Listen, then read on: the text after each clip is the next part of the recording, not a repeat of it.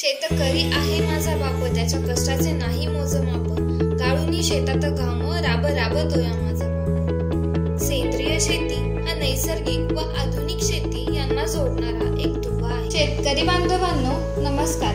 जगाचा पोशिंदा असणाऱ्या शेतकरी बांधवांना अनेक समस्यांना सामोरे जावे लागते. त्यातीलच एक भाग म्हणजे पिकांवरील कीड.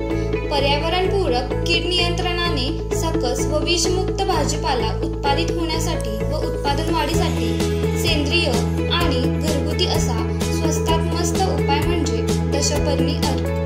आम्ही डॉक्टर डी.वाय. पाटील कृषी महाविद्यालय तळसंदेच्या कृषी कन्या ग्रामीण कृषी जागरूकता व कृषी कार्यानुभव अंतर्गत दशपर्णी अर्क बनविण्याची प्रक्रिया व त्याचे फायदे याचे प्रात्यक्षिक व्हिडिओद्वारे दाखविण्याचा प्रयत्न करीत आहोत. दशपर्णी हे अर्क कीडनाशक आहे. त्यासाठी लागणारे साहित्य: 10 वनस्पतींची पाने प्रत्येकी 1 किलो, 10 लिटर पाणी, 2 लिटर गोमूत्र, मोठे पातेले, हळद, मिरची व लसणाची पेस्ट.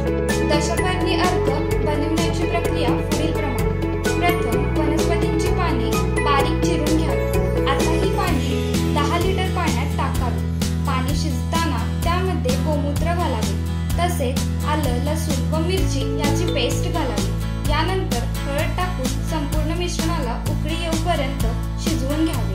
आता हे द्रावण स्थिर व थंड होण्यासाठी ते 24 तास झाकून ठेवावे व ते स्वच्छ कापडात गाळून घ्यावे.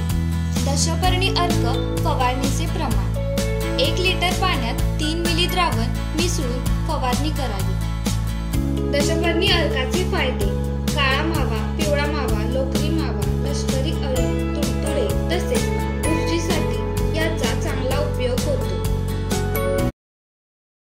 Doctor DY. पाटील तळसंदे यांच्या ज्या कृषी कन्यांनी जे दशपर्णी अर्कची जी माहिती दिली ती चांगल्या रीतीने दिली आणि जे आम्ही आमच्या ते शेतीमध्ये चांगल्या पद्धतीने वापरू कीटनाशक नियंत्रण करण्यासाठी जी माहिती दिली ती खूप छान पद्धतीने दिली आणि आम्ही आमच्या ते शेतीमध्ये वापरू.